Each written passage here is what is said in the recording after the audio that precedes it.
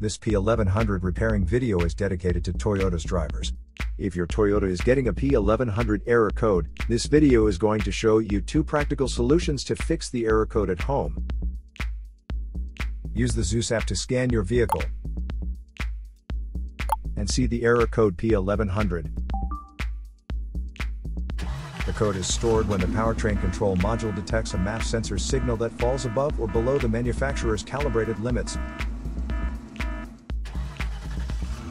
Here are 2 of the most practical solutions to fix Toyota's P1100 error code. Method A, MAF Sensor. Carefully remove the MAF sensor from your car and do a quick inspection around. The wire inside often gets dirty and needs to be cleaned. You can spray the MAF sensor cleaner onto the wire perpendicularly to the ground, so that it won't damage the MAF sensor.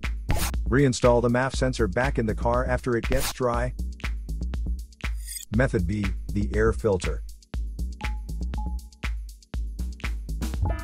Locate the air filter housing. It usually looks like a black plastic box.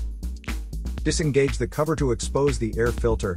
Be careful not to dislodge any hoses or stretch any wiring when you do this. Remove the old filter carefully. Pay attention to the orientation of the filter as it comes out of the housing. Clean out any excess dirt or debris inside the compartment before installing the new filter. Follow the orientation of the removed filter and put the new filter in place. Make sure the outer seal is seated properly before closing the cover. Close the cover and replace the clips and screws.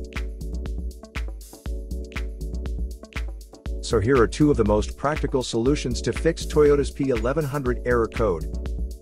After the repair, you can now use the Zeus app to clear the error code. And tap the rescan button one more time to make sure everything is fine with your vehicle.